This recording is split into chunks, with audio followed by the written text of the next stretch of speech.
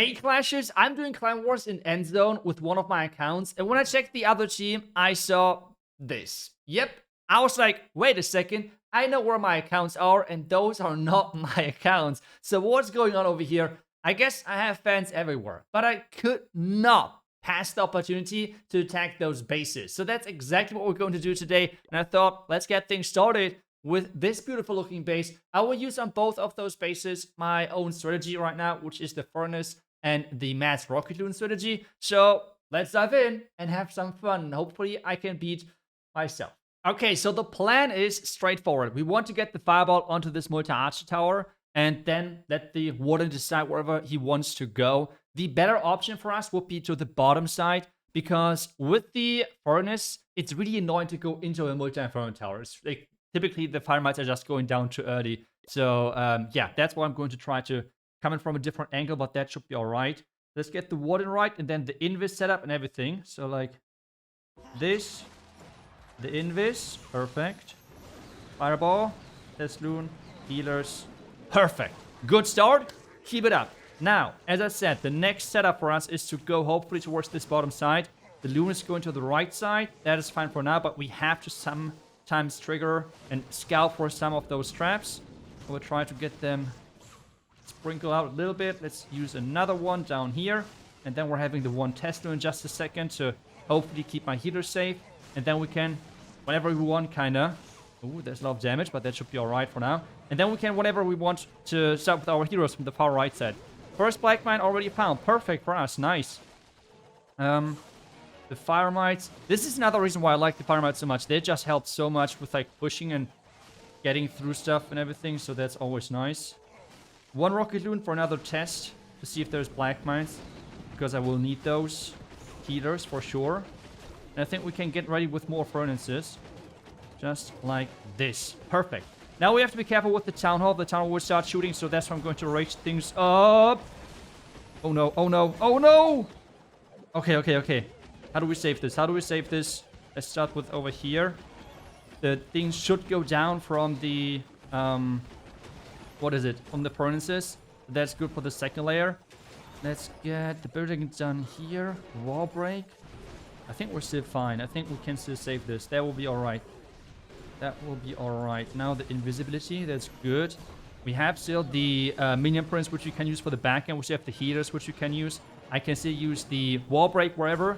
But I think for now, the most important thing is getting the core. So that's what I'm going to do with my minion. With my king, if possible. So as soon as it's going for the multi-inferno tower, we're going to use the ability to open up to the core. Perfect for us. We can snipe some buildings on there. Or actually, let's do it like this to push everything towards the core with one rocket loon to see if there's any traps.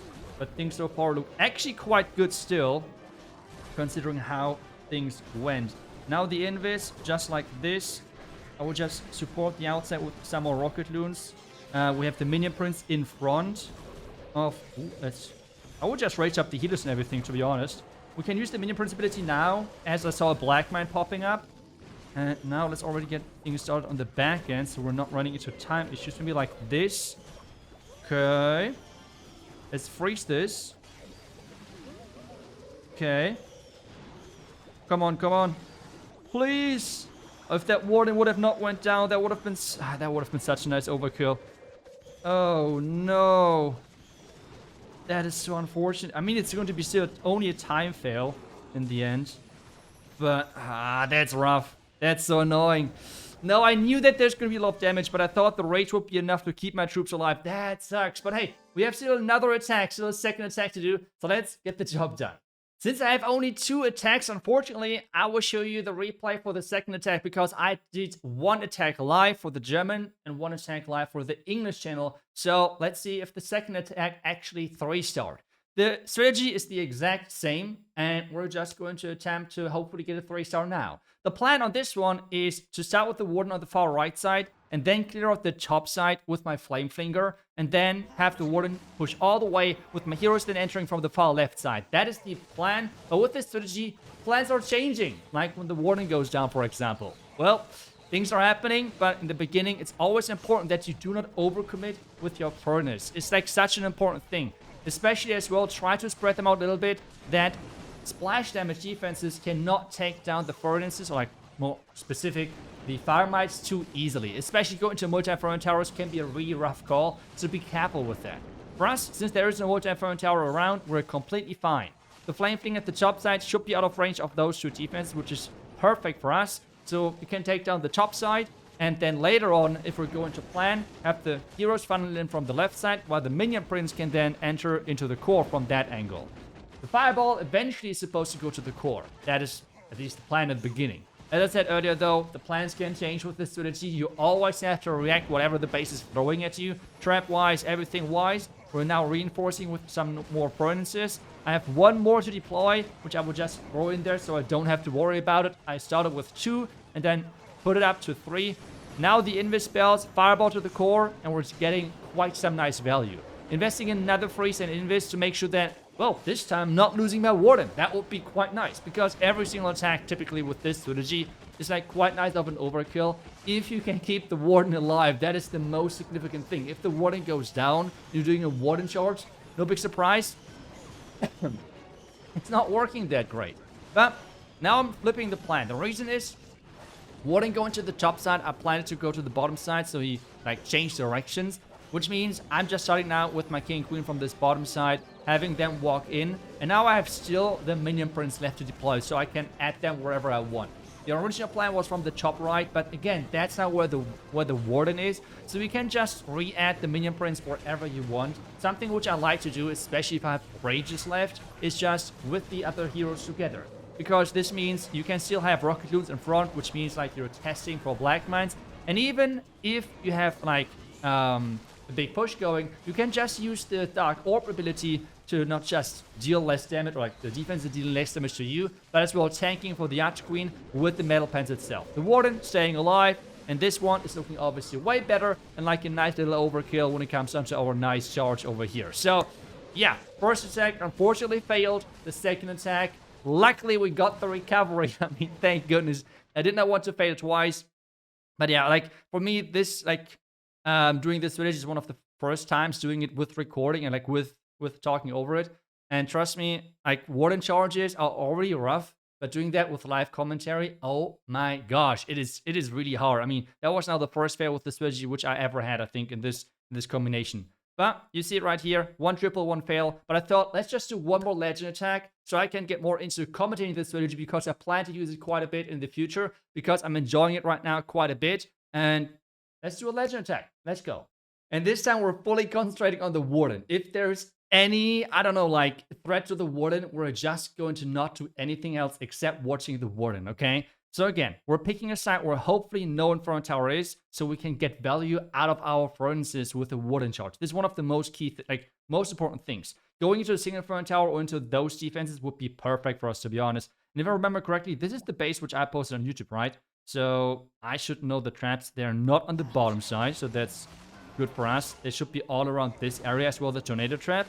So that's good to know. Now let's start. I always start with like 2 to 3 furnaces in the beginning.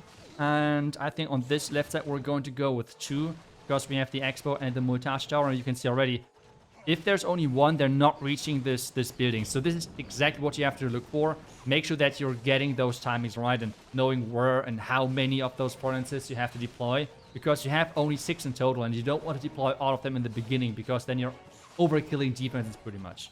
So for us right now, let's get the invis like this. Fireball now. Perfect. Great value for us. I should have taken down the scatter on the back end, but I was not good enough with my, with my earthquakes. But that's fine. That's fine. And you should always in the beginning check out if there's any spots for possible flame flingers, which I did not do because I was explaining stuff. Could have actually used it around the top side maybe. Not the greatest value, so it's not the worst that we have not gotten that. But we're slowly making it towards the town hall. This is always where you, the latest, should start with your remaining troops. Again, we know that the traps are over here, so we have to be careful. Better to funnel things inside. Let's get the wall break as soon as this... Oh, let's make sure that we're getting the multitasking right. Wall break now. The droids. Oh, and we have furnaces left. Okay. Like this. Okay, we paid attention. That's good. That's good. I will just rage now. Winnability. Okay, still looking good. I will now send one Rocket Loon and the Minion Prince from the top right. Queen is doing her thing on the core. That's okay. We have to get this Power Spirit out. Like, otherwise our Warden takes too much damage, and especially unnecessary damage. Let's now get the Rage in here. Let's freeze this. Okay, good. We still have the Minion Prince ability. That's good news for us. We still have the Rocket Loons to reinforce wherever we want. Now the Minion Prince ability. Now this should be a huge overkill. As I said, this, like in Legends, I haven't failed a single attack with this strategy. It is so crazy, and it's so fun. I mean, I'm so happy that I, like, came up with the concept of copying the Warden charge with the Rocket Loons and combining it then with the Furnaces. Because the reason is, I did some Warden charge Rocket Loon attacks, but I did really struggle. The main reason is, when I encountered enemy heroes, when I encountered the defending clan castle and such things, they're so annoying to handle, especially if there's a defending Furnace. But with having the reinforcement of your own Furnaces and the Fire Spites are like, the Fire Mites are like distracting everything, the Warden is so much easier to like somehow kept alive. And that's exactly what this strategy is thriving in. And then you have a huge hero dive on the other side. Works like a charm. Give it a try if you want to. I have a more dedicated strategy guide, like a really video about this strategy, yesterday uploaded. You can check it out if you want to, if you haven't seen it already. Otherwise, thank you so much for watching. I will see you guys back tomorrow with the next Flash video. Until then, see ya and bye-bye.